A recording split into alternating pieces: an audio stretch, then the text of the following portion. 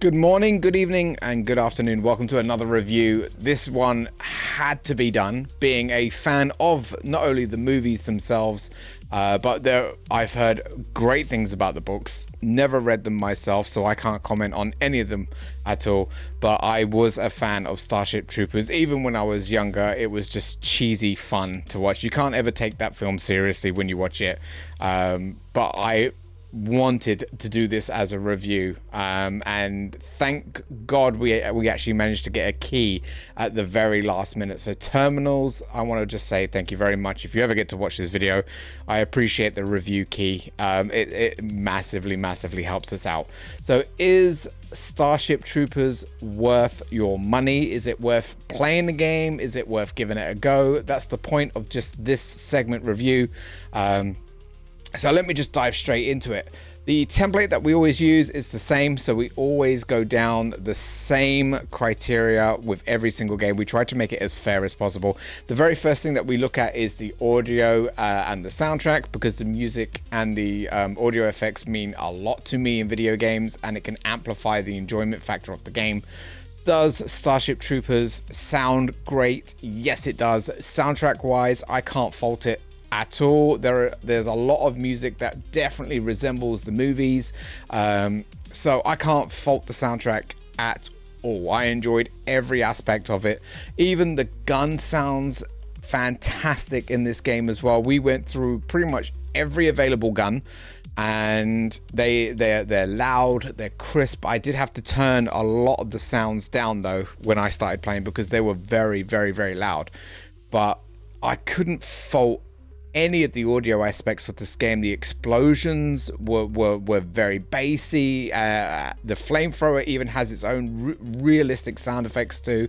So from an audio aspect, I'm not complaining. There's nothing I can really say that's really going to kick it. The voice acting, you've got the original voice actor Rico make an appearance in this game itself. He is his own character as well. Can't fault him and his voice acting in it at all. So yeah, from an audio perspective, nothing negative from my side. Graphics, texturing, and weather effects. Graphically, we visually looked at the game with both the performance mode enabled, which focuses more on the FPS aspect of it, and we also switched it every now and again to quality. I always like running my games in FPS mode over everything else, because especially when there's so much going on in the game, I don't want my frames per second to cause me problems while I'm trying to play. I did switch it to quality mode when big bugs were on the actual screen itself, when the swarm was also at the gate. And I did notice on the Xbox Series X that there were some frame rate dips, so I just kept it again on FPS, and at that point I really experienced no real issues with the game. But I could definitely see a difference between both settings. There was definitely a big jump in the quality of the game when switching it to quality mode. But the main thing is that, did the graphic engine do a good job? Did it work? And yes, it did. There weren't any real graphical issues within the game itself. There weren't missing textures. There were a few graphical glitches every once in a while itself, but there's nothing that can be polished out and to be made more better. But graphically, no. Overall, I was very satisfied with how the game looked.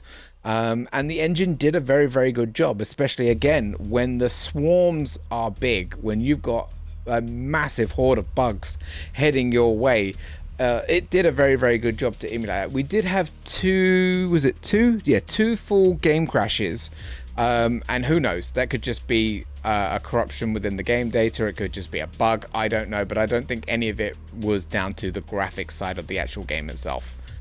The character model designs are super weak. There isn't a vast variety of customization that you can do to your soldier, and that's a big kicker, to be fair. In 2024, I really wanted to be able to put a lot of effort into the looks of my character to make them stand out and to make them look unique, and no, there really isn't. The only level of customization that you can do with the character models within the game itself. You can change the color of your visor. You can add some small stickers onto your helmet. You can change the color of your uniform, and the color of your gun as well. That's just really it, you know. And I think that's again a massive missed opportunity, because I did like the armor design on the assault class, but the medic class, it looked like the medic class had a massive donut beer belly, and it really put me off wanting to use the medic, to be fair, because I didn't want to look like I was running around carrying some extra weight. So if we look at the enemy aspect of character model design, or even just the bugs designs themselves, they all looked fantastic. They really did resemble the bugs that were in the movies itself. And I've got no real complaints from the enemy aspect. The effects that the bugs were giving off, like the blue meteor flame effects and the fire effects that they were using, it all looked absolutely fantastic. And again, I'll definitely give the game props there. But I just wish that there was more from the player aspect of the model designing. Just the freedom, but that's just a personal preference. I just feel as a default there just wasn't enough in the game to make your characters really stand out. So you're all going to look very, very, very similar to each other. You really are. Glitches and bugs, too many. This game is definitely unpolished. I don't know what it's like on PC, and I don't know if you know, it works absolutely fine with little to no bugs on the PC side of things, but on the Xbox Series X, this game is absolutely riddled with bugs, pun intended. There are two modes throughout the game itself. You've got a solo mode, which they kind of brand as like a campaign. When you complete it, you can reset the campaign, but that mode is absolute dog shit. It really is. It's 25 mini missions, where you get spawned on the ground, no cinematics whatsoever, with your team running into the ship and getting flown down to where you actually have to do the mission. You just spawn magically within the mission area itself. You go out for 4 to 5 minutes. You either repair certain things, look for certain things, collect certain things, and then you get the victory screen flash up, and then you're done. That mode is pretty time wasting and just complete pathetic. It is an utter waste of your time. You get the experience to level up your classes, but you don't get any weapon experience, which is just... I can get why they didn't do it that way, because then you don't go online for the very first time with super high tier powered weapons. You have to earn all your weapon experience through the multiplayer aspect of the game. But that just the solo offline mode is an absolute pile of dog shit, and it really showcases the worst in the game, because the 3 AI companions that follow you around, they get stuck in walls, they get stuck on little fucking pebbles, they can't climb properly, they can't run around things properly, and it causes you to actually fail your missions way more than you causing the fault yourself. So you need to be very patient with it. If you're planning on getting all 25 missions complete, you really need to be fucking patient with it. I got to the point where I was so angry and frustrated because the AI would not help me and would not push forward because they kept getting stuck, that I chose the fastest class in the game and just jetpack boosted my way around, setting up nukes just to get the missions completed. I was absolutely done with it. In the multiplayer mode, there are several modes that you can actually play. You've got the Horde mode, which it was a given that they were going to have a Horde mode in this game. You've got the classic deploy, run around, kill a few bugs, capture a few bases, build your main fort or your main base at the end segment, and then you hold off a horde before you get extracted. There isn't a massive variety of modes available. There isn't. You can play it on easy, normal, or hard. So that's something, I guess. But the normal difficulty can be difficult if you don't have good, not communication, but more just common sense, because unfortunately you can't control how people play. There are 16 people running around in total in each lobby itself, and you can't control what they do, where they go, and whether or not they want to help you. So your multiplayer sessions can be massively sabotaged by fucking idiots. And we had that. We had that a lot. Plus, when you get to the building aspect of your base, you can't control what they build.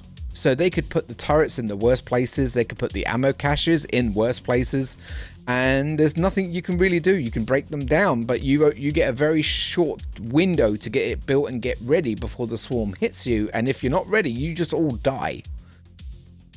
It's shit. If you want my like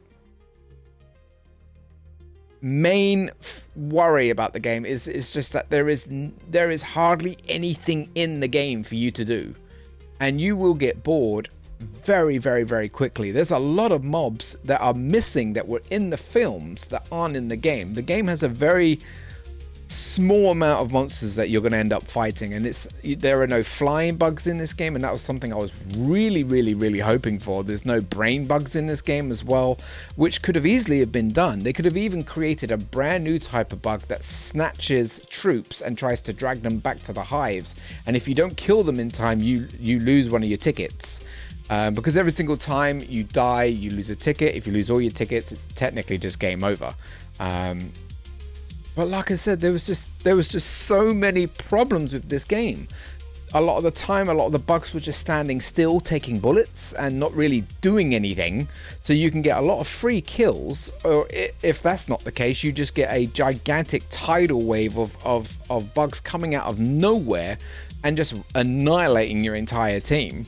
So there is no consistency. It's fun for a while, and then you're like, I'm bored.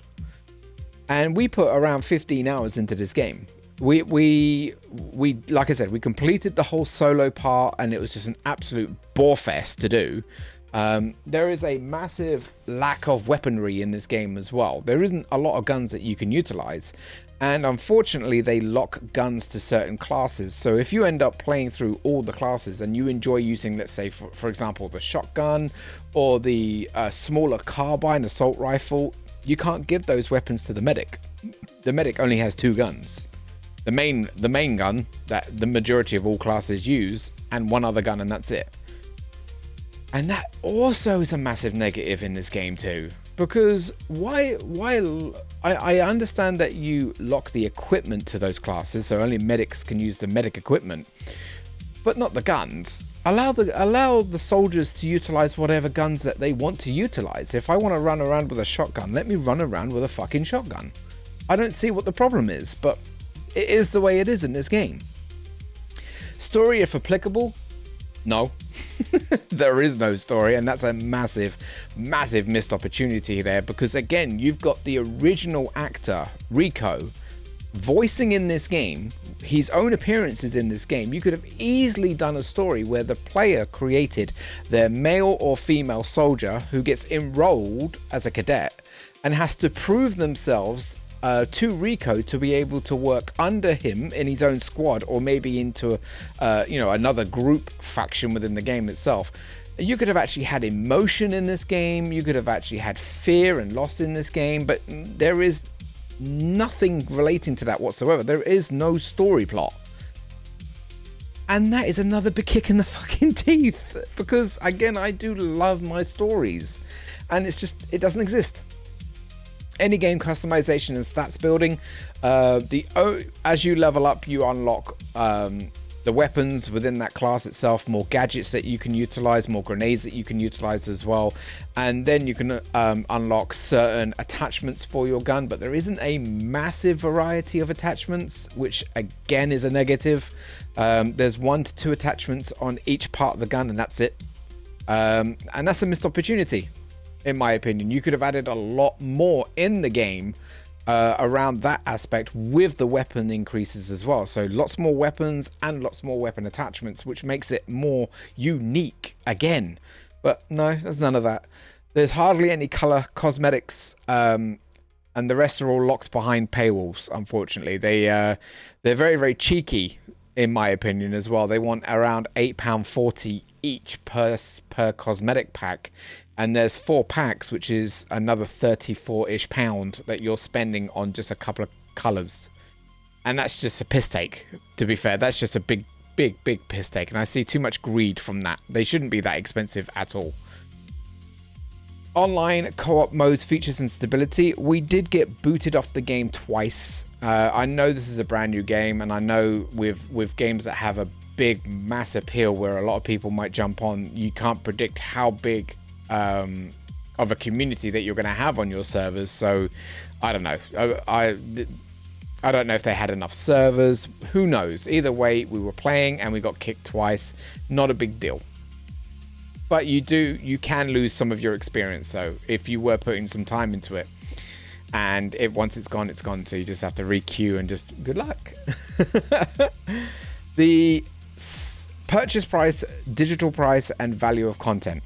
Oh, sorry. Replayability and game difficulty. Replayability is, as I said, there isn't a lot of modes in this game for you to play. So you're going to end up getting bored very, very, very quickly. Unless you are a massive hardcore fan, I guess, and you really want to level up all the classes so you can unlock all their guns and all their attachments, then that's absolutely fine.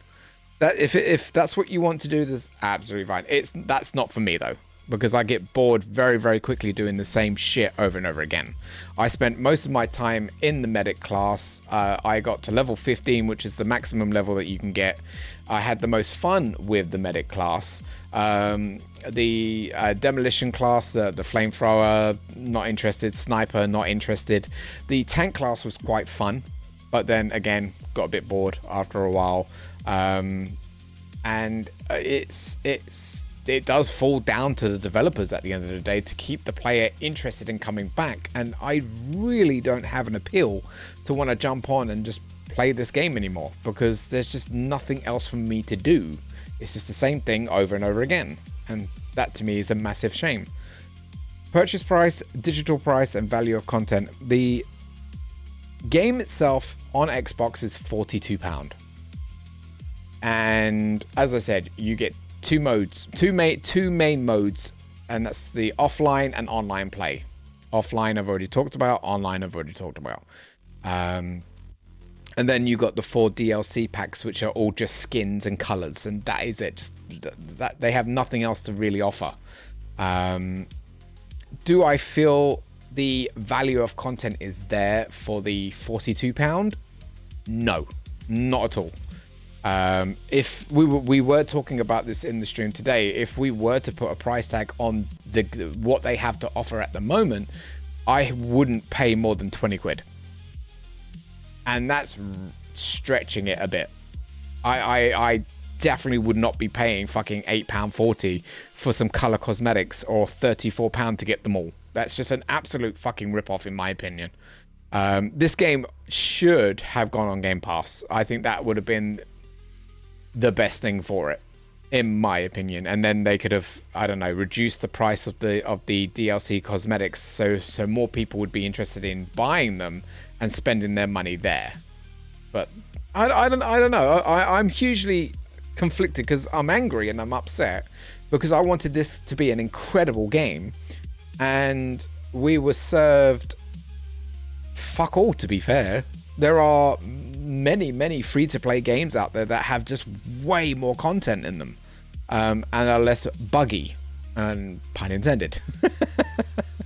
So would I recommend that you drop what you're doing and hop on and grab this game? No, I wouldn't. I'm sorry. If it lands on Game Pass, then sure, give it a go if you want to. Or you could watch the VODs that we've got on Twitch within the next 30 to 60 days or however long they keep them and see the content for yourself. But there's nothing else to it. There really isn't. And it's just a massive missed opportunity, in my opinion. I think, honest to God, I think they should have focused on a really epic story and have Rico, Diz, Carmen, the psychic dude, and all that lot make an appearance in the game. You don't even have to get them all voiced by the same voice actors. You could even just change their appearance but give them the same name. and done a really awesome dramatic story arc where you enlist in the army and you do your part, you know. And do you want to know more funny segments? To be fair, fucking Helldivers has more funny bits in it than this does. And I think Helldivers took a lot of inspiration away from Starship Troopers. So I guess it just boils down simply to, what would I rate the game? It's got a massive lack of content. It has a shitload of bugs in it. And I don't mean that from an insect point of view. I mean from a playable point of view. It gets boring very fast. And to be fair, I have to be honest with myself. I really do. I don't see me touching this game anymore. I don't. So with that in mind, I hate fucking saying this, but Starship Troopers Extermination, in my opinion, scores a 4 out of 10. I was very, very, very close to giving it a 3 out of 10. And you know what? I am. I'm sorry. The single player mode, that really fucking pissed me off of how bad that was and how bad the AI is. It really, really annoyed the shit out of me. And the bugs in the game are just, it's not polished enough. It really, really, really isn't. And just a massive lack of content. So Starship Troopers Extermination scores a 3 out of 10. I wouldn't recommend grabbing it unless it goes on Game Pass, and then you can give it a go. But please, this is just my opinion. Let me know in the comments down below in the video, what are your thoughts? If you played the game yourself, we took some notes, but they're all negative. I mean, 2 to 16 players online. It's a 10 gig game, and and that's the proof enough to say that there's just a massive lack of content. No starting cutscenes, no story mode, NPCs constantly getting stuck, no intro or exit scenes during the chapter levels. There's no emotion in the game whatsoever. There's no real destruction in the environment whatsoever as well. Even when the bugs crawl through the floor, there's no destruction. No customizing in armor. Lack of class weapons. Again, it's pretty much everything that I've hit on. It really, really is. So there you have it. Give the video a like if you enjoyed it. Thumbs up is always appreciated. Comment down below and I will always respond. I always do. Thank you very much for watching, and I'll see you again in the next review. Have a fantastic day. Bye-bye.